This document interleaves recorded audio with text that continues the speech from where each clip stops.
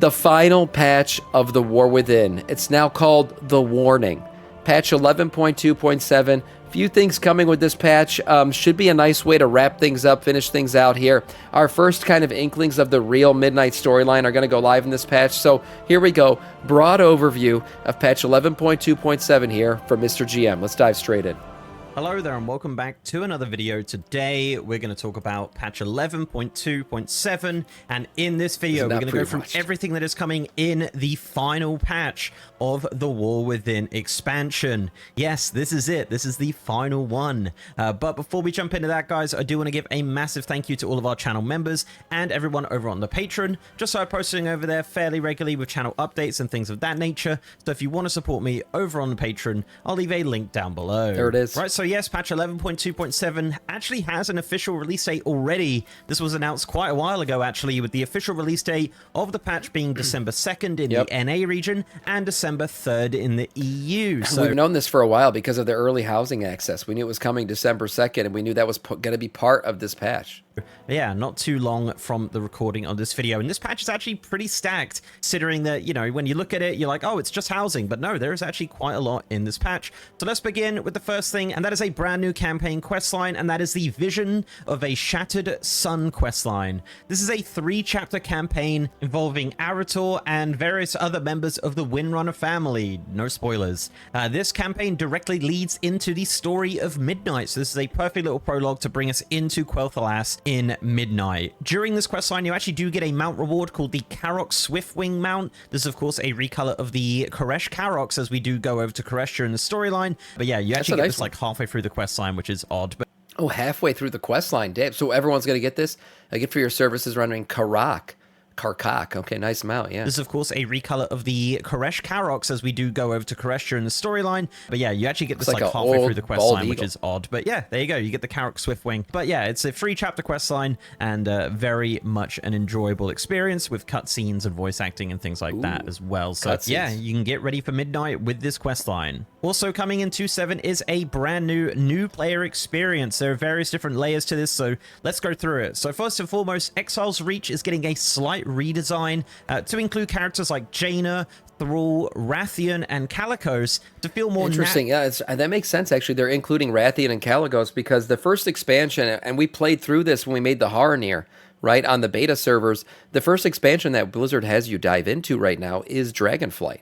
So Dragonflight is like your lead off into questing and everything, and then you kind of, that takes you into the Midnight story. It actually takes you into the World Soul Saga story, which takes you into the War Within and then into Midnight. So the story flows much better now for anyone who's new to the game and actually attempts to pick up World of Warcraft for the first time in 2025, or I guess 2026 soon. True, when going into Dragonflight for new players. Obviously right now you kind of do it and there's all these weird characters, and then suddenly you're thrust into Dragonflight and you don't know any of these characters. So yeah, they've kind of shoehorned them in a little bit just to be involved with the questline of Exile's Reach. But for the most part, the questing experience in Exile's Reach is exactly the same. What they've also done is actually remove the city section after Exile's Reach. So once you finish the dungeon in Exile's Reach, you actually go straight into the Dragonflight expansion instead of having to go to your capital city and doing all that part. So that part has been completely removed. From there, you will just play through the Dragonflight content as you normally would. They've also added story mode versions of the raids in Dragonflight to keep you up to speed with that. From what it looks like you have to complete all of these zone quest lines, and then at the end of that, you will be thrust into a kind of story mode raid of Razageth and things like that, just to kind of keep you up to speed with the Dragonflight storyline. Once you get to level 70, this actually opens up a new questing experience called the War Within Recap. So this actually uses very similar tech to Lorewalking to take you through kind of the high spots. I didn't know about this. This is cool. Blizzard cares about the story now. Look at that. Blizzard cares about the story. So if it's like Lorewalking style, I really, really appreciated Lorewalking for the way that it told the story. If you played through it, and one thing that I regret right now is not playing through them all. Now, I can go back and do them, but I did the Arthas one, and it was awesome. I love the way the story was told. I love hearing Lorewalker Cho kind of as the chapters evolved and you went through place to place, he kind of explained what was going on. I think lore walking is a great way to explain the lore, especially to a new player, so this is cool. The War Within story, kind of jumping you around and showing you the kind of important parts of the War Within, which is actually really cool. This is also replayable at any time as well, so if you do just want to play through the War Within story in this kind of abridged mode, you can do that whenever you like. For returning players, you actually have a new catch-up story in the Arathi Highlands. So this very short scenario kind of takes you through the basics of the game and gives you some level-appropriate gear and bags, and then ships you off to the relevant content for your level. This can be accessed at any time from the adventure journal, but if you're a returning player, you will be prompted to go into this catch-up story. It involves Jaina and Thrall, and you got to go into Stromgarde. You learn how to... This is also great because there is an overwhelming problem, or I should say a problem of overwhelming people when people return back to the game for the first time. Like I have a cousin who's a doctor, and yes, he's taken like long breaks from the game at a time because he wants to like go out and save lives or something. I don't know. He wants to do something meaningful with his life. What the fuck's wrong with him? And then sometimes he gets to be a degen again and come back and play this game. And he tells me all the time. He goes, "Shit, man, I logged in and I got all these old quests and I don't know what to do. And I got to go run to this guy and I might literally, my bag is full of all these old items." He's just got so much shit going on. He says, like, sometimes I just get overwhelmed. I just log back out. I don't know what to do. It's an old character and he's got all this old shit on him. And this is a great way to bring him back into the game. So this thing essentially clears out your bags, clears out your gear, gets you ready to go, reminds you of how to do your rotation, and then sends you on your way to wherever you're supposed to be. This is another thing that the game has needed for quite a while. Interrupt as well, which is kind of neat. But yeah, for the most part, it's a very simple quest line, just showing you some of the basics of the game, which is nice. But yeah, overall, the new player experience is getting a pretty major overhaul in patch 11.2.7. Speaking of lore walking, there's actually a brand new lore walking story coming in 2.7 as well. Yeah, that's right. This is the Elves lore walking story. This was actually data mined when they launched lore walking, but is now going to be finally available in patch 11.2.7. Unfortunately, this has not been testable on the PTR, so I can't show you any gameplay, but the name of it is the Elves of Quel'Thalas. The description of this is the Elves of Azeroth each have their own stories that weave together into an intricate tapestry of history. For Blood Elves and Void Elves, it is a story shaped by strength in the face of utmost tragedy. So there is also a little bit of a description on the website as well. So it says that it starts with the retelling of the Scourge attack on Silvermoon and the Lich King's assault on the Sunwell. And then later on in the story, you'll find out more about the tainting of the Sunwell by Illyria and the creation of the Void Elves. So yeah, pretty cool. And that'll be available on launch day. The reward for completing this lore walking is the Tome of Silvermoon Intrigue Decor. So this is just a book. So yeah, once you complete the lore walking, you get this nice book to put in your player house. Speaking of which, yes, housing early access begins in patch 11.2.7. So if you have the Midnight expansion pre-purchased on your account, when the patch launches, you'll be able to... Yeah, and by the way, any version of the expansion pre-purchase. So if you haven't ordered it yet, you're holding back for whatever, hey, it makes sense. Hold back all you want.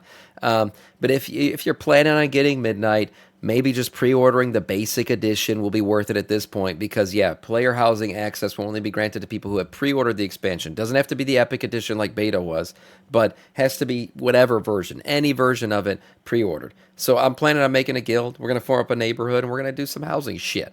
I'm not a housing Andy, but we'll delve into it a little bit. Why not? On your account, when the patch launches, you'll be able to purchase, customize, and decorate your own player house in Azeroth. If you haven't got Midnight pre-ordered, however, you can still visit your friends' houses and the neighborhood areas. So there are obviously so many details to player housing that it needs its own video, which I am working on. So we'll just kind of do the high spots here. So per account, you could purchase 2 houses. One in the Alliance neighborhood, which is called Founders Point, and one in the Horde neighborhood called Razorwind Shores. And in the game, there are 2 types of neighborhoods. You have public neighborhoods and private neighborhoods. Public neighborhoods are created by the game and have a generated name, and your neighbors will just be other random players, perhaps people you don't know. A private neighborhood can either be a guild neighborhood or a charter neighborhood. The guild neighborhood is set up by the guild master, and obviously people... I'm literally going to make a guild just to set up a guild neighborhood. And I'm pretty sure it's like an unlimited number of plots that eventually you can get with this thing. So that's nice compared to the public ones, which I believe, I don't know what the limit is on them, but there's a limit on them. Who live there will be in the guild. A charter neighborhood can be set up by anyone, but you'll just need 10 people to sign your charter to set it up. So essentially like a community neighborhood of sorts. But don't worry if you leave the guild or are not happy with your neighborhood, you can move your house at any time while preserving what you've created. Wait, should we do a charter neighborhood instead? I don't know if both have unlimited access, though. That's the thing. I just wanted it to be like, yeah, you can have as many people as you want in it. customizing the outside of your house, this will use a similar system to the barbershop with tons of different options to add windows and towers and different doors and the designs of the house itself. You can really be very creative here. For the inside and actually the outside as well, you are able to place decor items that exactly. you've collected, and you can put these pretty much freely wherever you want. You can make it clip through walls or do whatever you want, really. The level of customization is absolutely insane with player housing. We've had several PTR tests already, and the videos sprouting out and the screenshots that are coming around are already crazy. So this is going to be such an awesome feature just to observe what people are creating with this new system. Now, as mentioned, this is an early access of player housing. Player housing will officially launch during the midnight pre-patch on January 20th. At least that's the speculated date. But yeah, player housing, definitely a massive feature. There are so many different nuances I perhaps might have missed here, and I will be doing a full overview of player housing extremely soon. By the way, don't forget the quantity. That's right, the big one. Quantity of items now. You want 4 chairs, you got to buy 4 chairs. The channel, so please do keep an eye out for that. Yeah, that's pretty much how it works for the most part. Now, the other thing coming in 2.7 related to housing is decor collection. So decor are the items that you can place in your house wherever you like, and there are over 2,000 of these being added in 2.7. Now, the good thing here is that even if you don't have Midnight pre-ordered and you don't have a player house, you can actually start collecting decor items for your future house. Now, decor can come from basically everything. It can come from vendors, quests, achievements, dungeons. There's tons of achievements you can do right now in the game that we've talked about many times that will reward you with housing items retroactively once this goes live. So once this all happens and housing is live and everything is available in the game, all the achievements you've already done retroactively grant you the items that they're supposed to. So you can have a lot of items ready to go already. And raids, reputation. You could also craft it. And with crafting, there's even a new resource called lumber that you can collect from around the world. Anyone can be a lumberer. It's not a profession. It's just kind of a skill that you obtain just from a very, very simple quest. Each expansion has its own type of lumber as well. Basically, you're going to be flying around the world in different expansions, going up to trees and cutting them down for lumber to create decor items through crafting. And also as RIP New World. Best tree chopping simulator ever. Yeah, I kind of wish the trees in L1 Force and everything actually animated, like fell over after you cut them down. They don't. You just get the items. Well, Legion Remix will have some decor items added to various achievements, and you'll be able to purchase more of these items from a vendor for bronze once 11.2.7 does launch. Now, if you do want to just browse what is available for decor, there is an in-game catalog that shows all of the decor that's available, and you can even track some of them to tell you where the vendor is or where to obtain it, which is fantastic, similar to like Transmog and things like that. As a collector, this is insane. I am going to be going all around the world trying to get as much of this as I can. It literally comes from everywhere. I've been putting up videos of different sources of decor, so if you've been checking those out, I really do appreciate it, and there is certainly going to be more to come in the future. So lots to do with housing in 2.7. Moving on into something different, and that is Shadowlands time walking. Yeah, unexpectedly, Shadowlands is getting time walking as of patch 11.2.7. So there are 6 dungeons. Back to Shadowlands. Back to Shadowlands. Yay, finally. Look, I mean, we can talk shit about Shadowlands all we want. It had some good transmog. It did. Had some cool looking armor and shit. The Covenant pieces were nice. So maybe we could go back and earn some of that stuff. Why not? In the Shadowlands time walking pool, use some of the Time War badges to buy some Shadowlands Rise of Ascension, Plaguefall, The Other Side, Halls of Atonement, and Sanguine Depths. Now, we haven't had this tested on the PTR, unfortunately, but there has been some data mine rewards, including some new mounts. You have the Bone Cleaver's Skullbore mount, the Crimson Lupine mount, and the Snowpaw Glimmerfur Prowler. There are also various pets data mined and some brand new transmog coming to the Shadowlands vendors. But as mentioned, this has not been tested, so fortunately, I can't show you the vendor, but I'll likely do a video covering. Shadowlands dungeons overall weren't bad. It was like Torghast and the story and everything else that was annoying about it. The dungeons themselves weren't bad at all. And I mean, as Castle Dathria still one of my favorite raids. That raid was awesome. All of that in detail Not part if of this, it becomes testable on the PTR. But yeah, Shadowlands time walking in 2.7. Very, very unexpected. Also, time walking adjacent, Turbulent Timeways returns in 2.7. This is a 10-week event running from patch day on December 2nd until February 10th, 2026. This does bring a brand new Master of the Turbulent Timeways achievement, which is to gain Mastery of the Timeways for 5 weeks during the event. The reward for completing this achievement is Taradon's Mount Voucher. This is an item that actually starts a quest to speak to Overseer Taradon in Oribos, and basically handing in this quest will give you a choice of 4 mounts. These are bronze recolors of the Shadowlands Covenant mounts. You have the bronze Aquilon, the bronze Corpsefly, the bronze Wildling, and the bronze Gravewing. And yeah, I missed out on the what's it called? The Infinite Dragon Pirate mount. Yeah, the Corsair mount. I missed it by 1 week because I went on vacation. I should have never done that. Should have just told my family I need the Corsair mount. We got to stay home. Disney can wait. Dad needs his mount, but, you know, I missed out. We had to go to Disney. Oh, well. This quest will reward one of those. I got to go back and get it. As of right now, it is not known how you obtain the other 3 once you've completed that quest, but I would imagine it's probably just going to be a purchase for time-walking badges. Seems like a likely scenario there. So you probably get 1 mount for free, and then you purchase the rest. But again, we will see more once the patch launches or it becomes testable on the VTR. Moving on into something very exciting, and that is Pandaren Heritage Armor. What's up, DJ? So yeah, Pandaren Heritage Armor is coming in patch 2.7 with a brand new questline that takes you back to the Wandering Isles. You can actually fly here as well, but only during that quest, which is kind of interesting, but it is kind of fun to fly here. Now, because Pandaren are neutral and are for the Alliance and Horde, there is actually 3 different variants of the armor.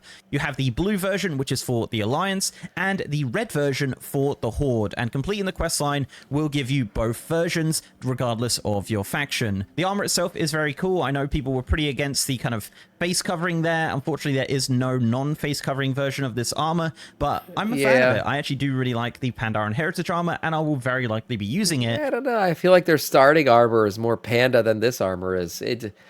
I'm not really a fan of the face covering either. It's all right. They could have been cooler. In patch 2.7. Now, there is also a neutral color, which is a black coloration of this armor, but as of right now, we do not know how that's obtained. It might have just been a bug where it wasn't given, or there is just kind of an extra step that you do when you're on the Wandering Isles during the quest, but we'll probably see more about that once the... Imagine if you have to like get like a neutral panda achievement, like that way that one guy did where you level up just by a herbalism the entire time and never pick a faction, and then you unlock this. That would be a crazy grind. Patch launches. This quest also does give you a brand new toy that spawns a hot air balloon that you can actually ride around on. Yeah, really cool. I actually love this toy so much. It's so different and unique, and that is available to everybody to use, which is fun. So yeah, you can spawn a hot air balloon wherever you like and fly around on it. Oh my god, this is like crazy though. I wonder if you can dismount. Well, you sure could. Dismount midair and like PvP drop on people.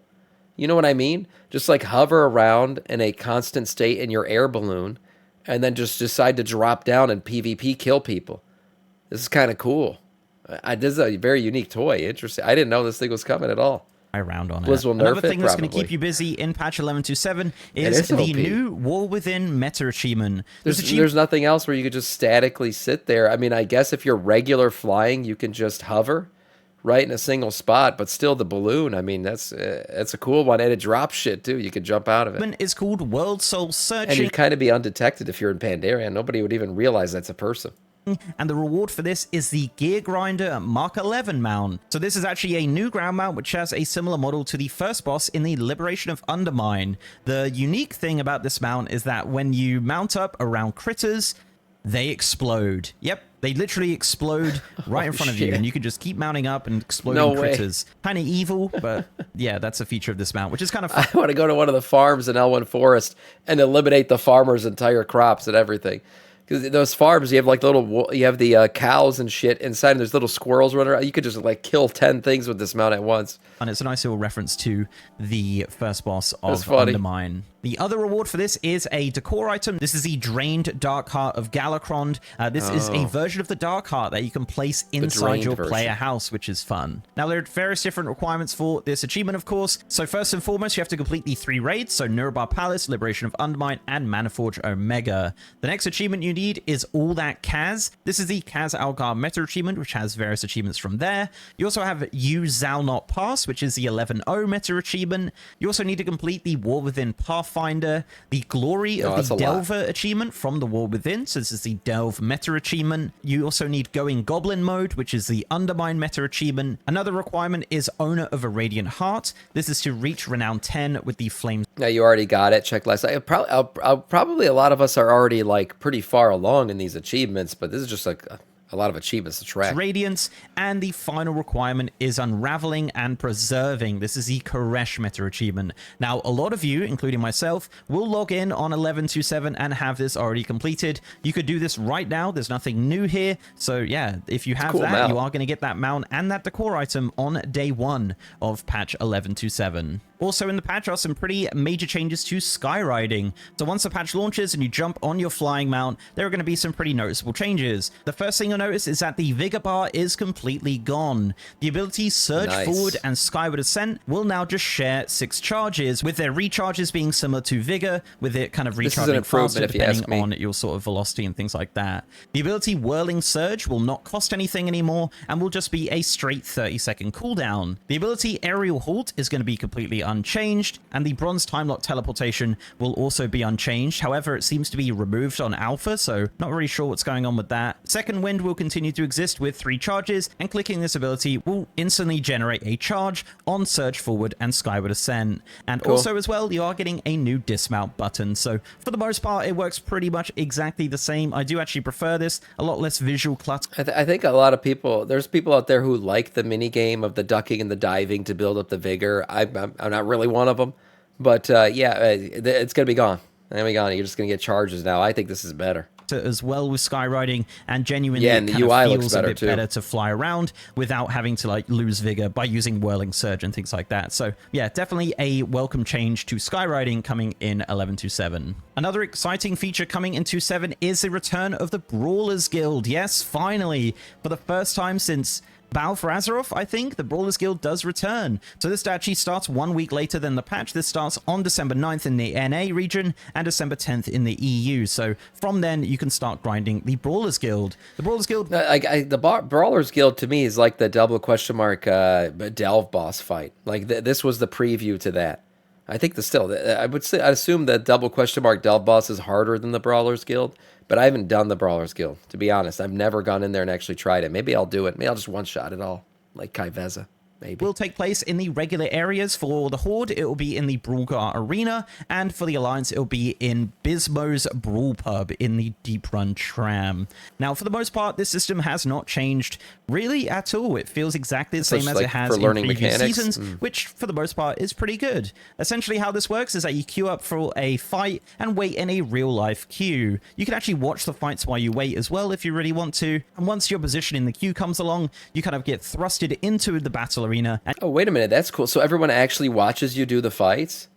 Like, legitimately, it's a line? That's kind of cool. You can take on a boss. There are many returning bosses from previous seasons, but there are some new bosses in this new season as well, and there's a new affix system that you can add various affixes to the fight arena to get some new achievements, which is a new feature. There's also a challenge card system where you can purchase cards to fight specific bosses once you hit the max rank of the reputation, and there's an achievement to defeat all of those as well. Speaking of reputation, there is a new rep. This works exactly the same as previous seasons, so defeating a boss in the arena will grant 250 reputation, and there are 8 ranks in total with 1000 rep per rank. So yeah, it's not going to take too long to get to max rank. There are some new rewards and some returning rewards for the Brawlers Guild as well, which is great to see, and all of these are purchasable by gold.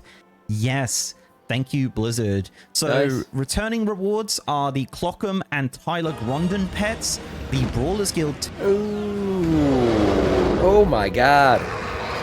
Todd coming in hot. Todd coming in real hot with the 23. Thank you so much, Jordan, on that one. Appreciate it. Don't know why you did that to your viewers, bringing them to this horrible, shitty stream, but I really do appreciate the raid, man. What's up, King? What's up, Todd? How's it going, man? Welcome in.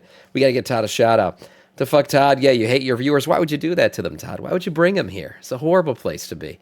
We're just looking at patch 11.2.7 right now, the final patch of the War Within, all the stuff coming with it, before we dive into kill Kaiveza. That's right, double question mark Kaiveza. Easy kill today, one-shotting her for sure.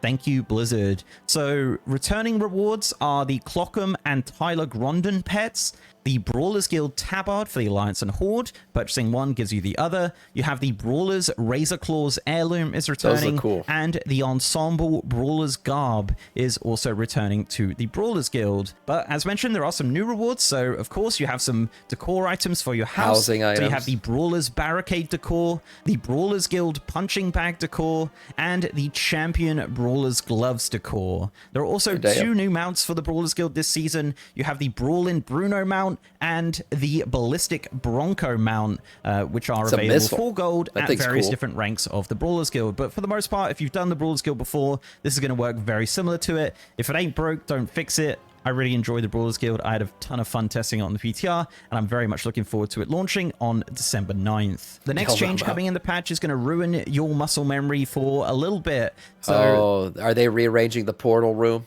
Oh shit, this is gonna mess me up. It's taken me a freaking decade to remember where certain portals are.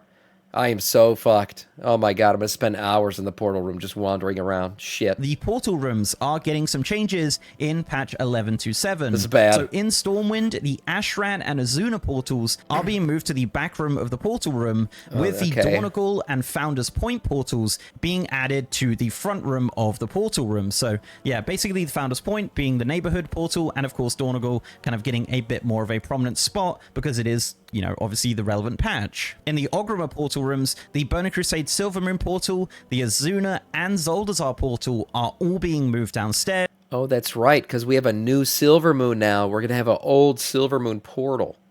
Oh, shit. Yeah, because we have a TBC portal to the old Silvermoon, and then the new Silvermoon getting its new portal. And being brought upstairs is the Dornagal portal and the Razorwind Shores portal, which is the neighborhood area for the Horde. Now, once Midnight launches, they are doing some more changes, with the portal to Midnight Silvermoon being added to the empty spot in the upstairs area of the Ogrima portal room to the left of Valdrakken. And for the Alliance, it is replacing the Borealis portal, with Borealis being shifted to the back room of the portal room opposite Azuna. I mean, that's fine, because I never use the Borealis portal anymore anyways, so that one being front and center Silvermoon now, that'll be good. So yeah, just remember, Dornagal is basically getting a bit more of a prominent spot, and of course this is going to be your way to get into the neighborhood areas for the Alliance and Horde. Finishing up with some more minor changes coming into 7, there are more currencies becoming account bound. So we have Apexis crystals from Warlords of Draenor, Veiled Argonite from Legion, and Order Hall resources from Legion are all becoming account bound in patch 11.2.7. This is to accommodate obviously just purchasing Decor, because you will need these currencies to purchase it. So all 3 of those will become warbound. Another change is that they're updating the cursor. So the hand cursor is getting an update to be just a bit more HD. There's also different gestures like grabbing. This is a second round of hand, a little mousy boy refreshes. Because the one we have right now is actually a refreshed version of the original. So this is even more, it's more pointy too. Look at that. The old one is more like the hand of God, you know, painting in Italy, you know, the ceiling painting. This one's more like he's actually pointing. He's got the thumb tucked in. Okay. This one actually is more of like a power finger too, if you think about it. Yeah, all right. Pointing, holding, and an open hand. This is more like the shocker these style. Are being used for player housing. To be honest, if I didn't tell you... Wait, we're getting a fist. Oh, yes, finally. I've always wanted to fist things in WoW. Perfect. All right, we're getting the fist. I wonder what the hell this would be used for. You probably wouldn't have noticed, but I really like it. There was obviously, you know, an outrage on social media about this. I don't understand why. I think it looks great. We're getting a new cursor in 2.7, and if you don't like it, I'm sure there'll be an add-on to change it back. Another minor change is that Horrific Visions are going to have the option to either queue for Ogrima or Stormwind. So yeah, this was previously on a weekly rotation, and as of the patch, you can choose which one you want to do if you want to go back and finish off those achievements. And finally, the best for last, there is an option to make Daneth Trollbane stop saying the voice line every time you walk past in Dornagal if you haven't finished the quest line. He needs to shut up. I'm serious. That is an option that is becoming available in 2.7. You can make him stop saying the same thing every time. We are all frustrated, Daneth. You don't have to keep saying it. He's literally, that's what you click to make him shut up. That's funny. So yeah, a very, very good change in 11.2.7. But guys, that is it. That is patch 11.2.7. He is a curse upon the Arathi people. What a shame.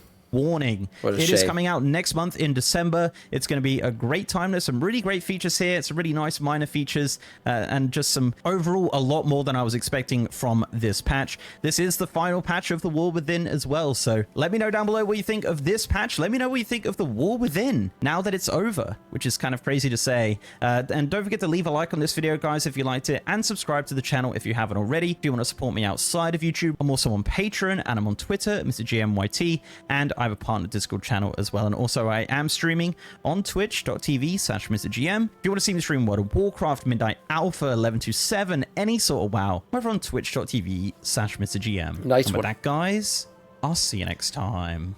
Yeah, there are a couple quests like that where if you haven't completed them, they continue to like just chat it up with you. I think one of them, if I remember, like I'd go back to my Legion Order Hall, and that floating head of Khadgar would always show up. He'd be like, champion! And he'd show up, and I'd be like, oh my god, it's fucking Khadgar's floating head again. I don't know if they ever fixed that, but that was a thing. Nice video overall. A lot of things coming in 11.2.7. Should be a good finale patch for the War Within as we head into midnight. Some cool stories, cutscenes, lore walking, changes to how people play this game if they're coming back for the first time or coming for the first time. Overall, nice stuff. And of course, fisting and WoW. I mean, that's great. It's finally in the lore. Good stuff. Nice video for Mr. GM.